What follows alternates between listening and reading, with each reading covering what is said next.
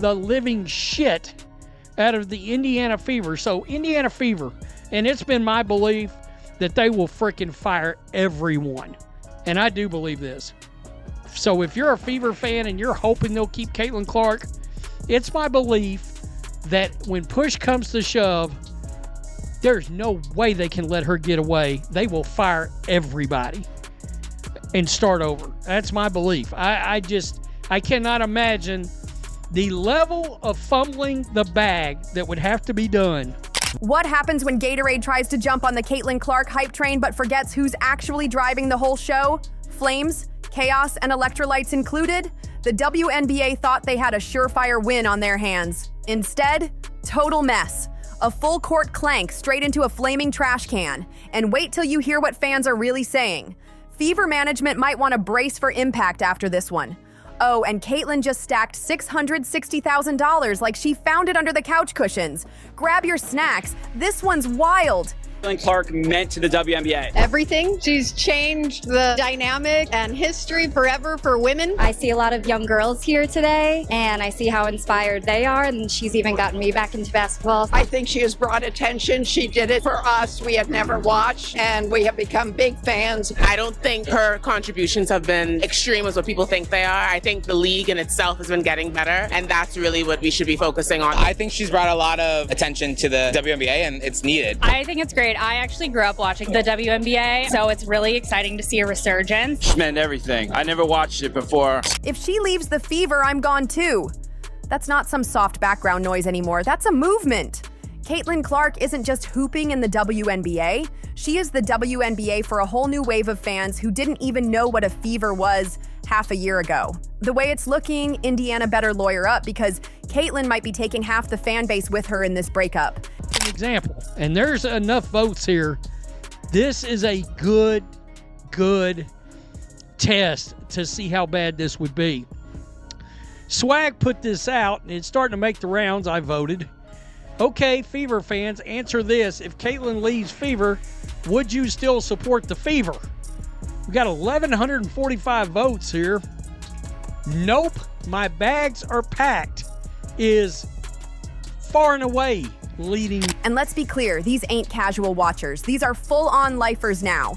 Baptized in the name of buckets, reborn through Clark's highlight reels. They don't care about area codes or jersey colors. Caitlin is the brand. Her jersey ain't just fabric, it's a tracking device. Wherever she plays, they follow. Their loyalty isn't with Indiana, it's with her. As for the rest of the squad, respect to them. Love them even. All for letting her cook. Me dinner. I'm buying Powerade stock. Is it a play on, like, women shouldn't? No, they didn't do it on purpose. There's no way. How you came up with this and not in the back of your minds, like, oh, they're just gonna be like, oh, it's women. She just needs to cook. Didn't think about that in the PR room. I'm a big advocate of But when it's go time and the choice is between the franchise and the phenom who made them care to begin with, no contest. It's Clark or nothing. And Fever fans, they're sweating. Not because Caitlin's falling short. Nope. She's doing exactly what she came here to do. Fill seats, spike ratings, bring the spotlight, and oh yeah, drag this struggling franchise into the big leagues. But somehow, the only person who hasn't caught on might just be her coach. Oh boy. Listen, NBA players make 50% of revenues. WNBA players make 9%.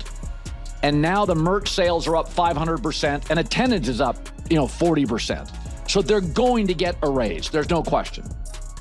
And I don't really care that the previous 25 years they didn't make a lot of money or lost money. I don't care. They're in the middle of a negotiation and they're on a heater. So it doesn't really matter. I've said this before. I made an investment for 5 years and it lost money. And I got about 6 months left in the investment. And in the last 6 months, they started making cash. I'm not bailing on the investment. I want to finally get my money back. So they're going to get a raise. They're finally turning a corner. But and negotiating in any business is all about current momentum. It's not about 12 years ago. It's about current momentum. Because the plays being drawn up don't scream support your superstar. They whisper maybe next quarter, which is wild considering, spoiler alert, they're not winning. They're getting stomped and not in some noble underdog way. It's rough out there. But after the buzzer, it's always the same script. One player bricks everything but still gets the green light. Keep shooting, sweetie. They'll fall eventually. But Caitlin, she takes one tough three in crunch time. Immediate side-eye. Instant lecture. Like, what are we even doing here? Fans aren't clueless. They see the double standard. And they're not sticking around to watch the only thing worth tuning in for get boxed out by her own team.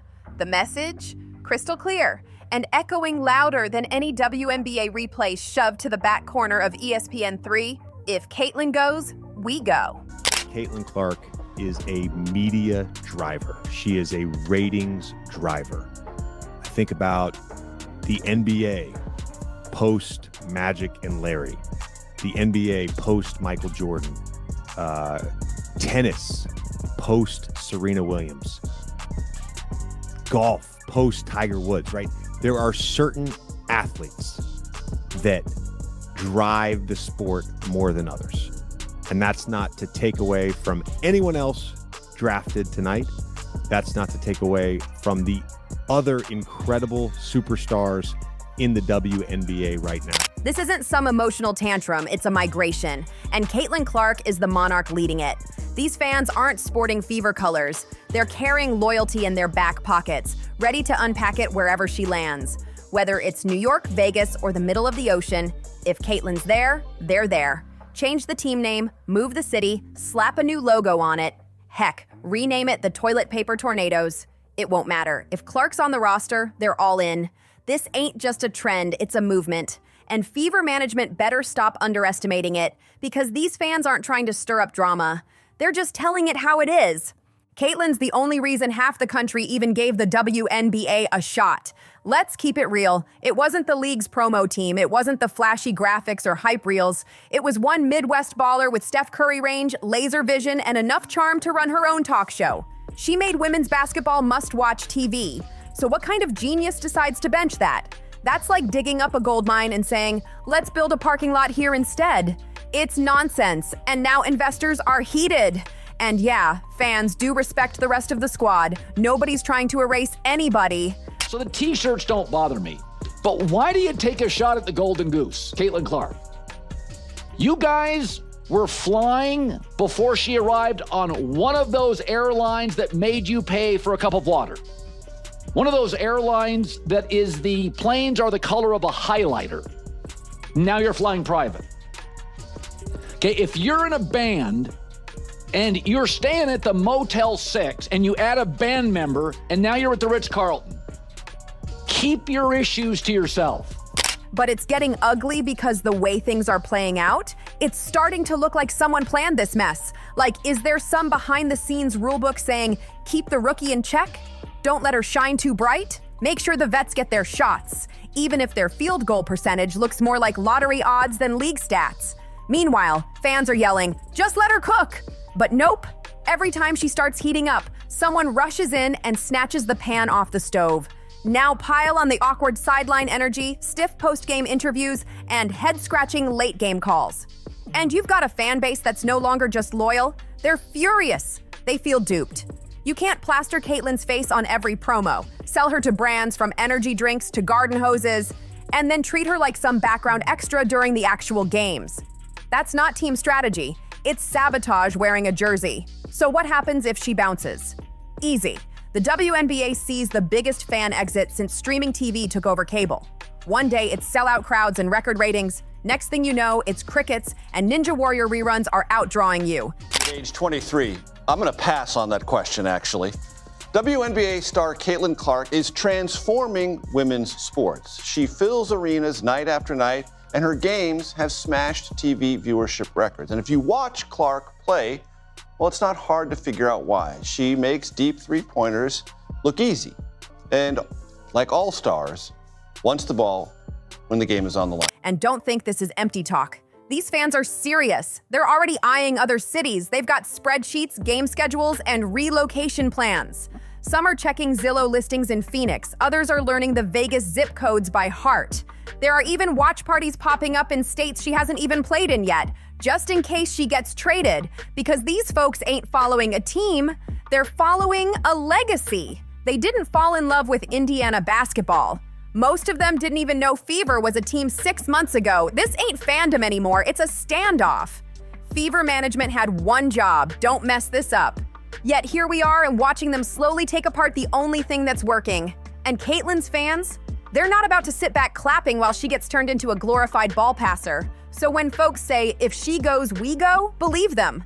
Because Caitlin Clark isn't just a baller, she is the brand. The whole operation revolves around her. Take her out of Indiana and that team fades back into the shadows. Drop her anywhere else? That place instantly becomes the capital of WNBA fandom. This ain't emotional, it's logical. These fans don't owe Indiana anything. They showed up because of Caitlin, stayed for Caitlin, and if this mess keeps up, they'll be gone with her. This ain't just about a trade, it's a whole ecosystem collapse. And Fever management better wake up, because if she walks, the league's looking at an extinction-level event. And this time, it's no fever dream, it's a full-blown nightmare. And you know who's right at the center of this chaos? Stephanie White. And I think it's like something where if you are a star in the WNBA, like Caitlin Clark, she's probably one of the few people that anybody you can mention to somebody that knows sports will know Caitlin Clark. Yeah. She's getting a ton of deals. Coke, Gatorade, you name Nike deals. Now, I know a lot of the other players, like if you're the 12th person on the team, you're probably not making that much money, but I just feel like coming out like this, what are they going to bargain with? What is their like thing they're coming with that's going to change their salary? And that's what I was trying to figure out. I couldn't understand because they're already rev sharing.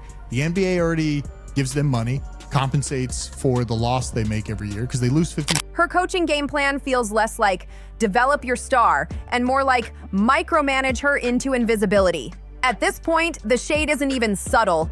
It's basically Morse code blinking across every press conference. Caitlin Clark wasn't my pick. Yeah, she smiled for the cameras and said all the right things about adjusting systems. But now that the season's rolling, it feels like she's trying to shrink Caitlin down into the type of quiet, don't rock the boat player the old school vets feel safe around. But here's the twist. Caitlin Clark ain't built for the background. She's not a prop in someone else's outdated scheme. She's the engine, the GPS, the whole playlist. She's the reason the car even started in the first place.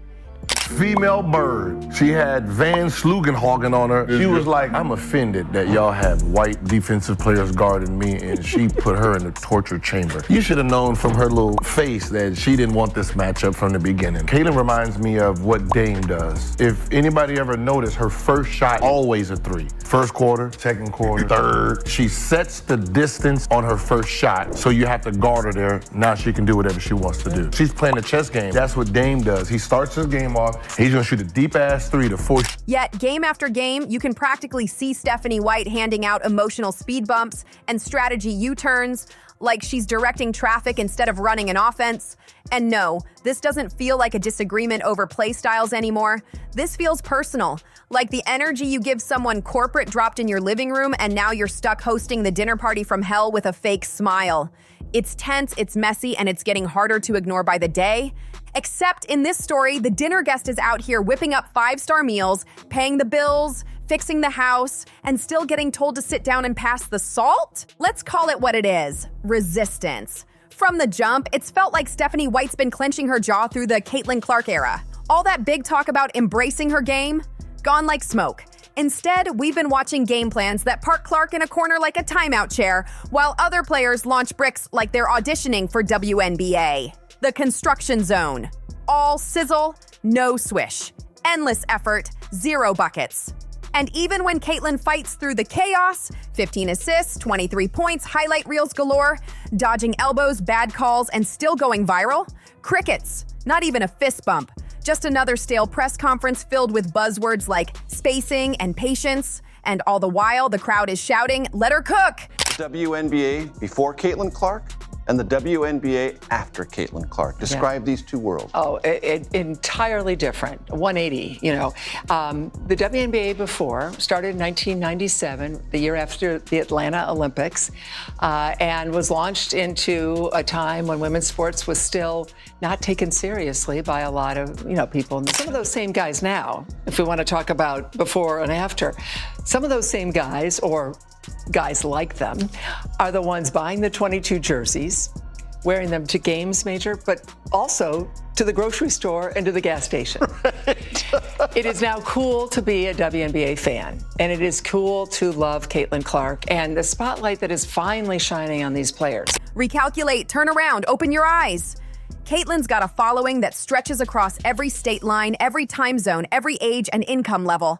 Middle schoolers, grandmas, casuals, lifers, even folks who still think the WNBA uses a 9-foot rim. She's not just a baller, she's a brand, a revolution. She's the WNBA's golden goose, laying attention, engagement, and viewership eggs faster than the league can cash them. If marketing had its way, she'd have a GoPro strapped to her head live streaming her warm-ups. But once she steps on the court, they treat her like she's some second-round bench player just lucky to be here. And we're all just supposed to nod and act like that's normal. Let's talk about the Olympics now. On the night that I broke the news, someone read me the list that Caitlin Clark was not on the Olympic team, which was June 7th. She had just had 30 points and 7 threes against Washington in an amazing game. And bottom line on this is they did not want her on the team. There was either a sense that she needs to wait her turn. They wanted to give Diana Taurasi the going away present. Name another time when you would ever give an athlete a going away present with an Olympic berth. Outrageous. So Caitlin said, hey, it's okay. And in interviews, she said, it's all right, I'll make it the next time. Well, in the book, I have a wonderful anecdote from then. Please, Stephanie White can spin all the coaching cliches she wants. Stick to the plan, everyone has a role. Let's not skip steps. Cute lines, until you realize the only step being skipped is letting Caitlin Clark be Caitlin Clark. And the worst part?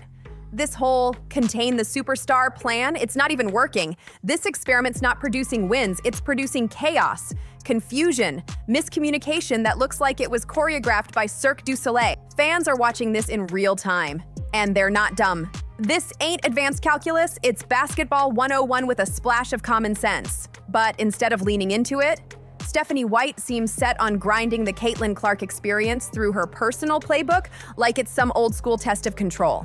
That might fly if her way led to banners and rings. I was mesmerized by her. And I will tell you this. This was the greatest performance I've ever seen in the NCAA tournament, girl or boy. Greatest performance. On this biggest stage. Well, I'll tell you why. Because rarely does a game like this live up to its hype. Yeah. Rarely do you have the two superstars play like superstars, because you got to understand the scout report is geared to stop you. All the hype coming into this is going to be people who've never watched a girls' basketball game watched. A lot of people watched for the first. But it's leading to fourth quarter collapses and full-on fan base meltdowns at the same time. So now we're mid-season, and the message is loud and clear.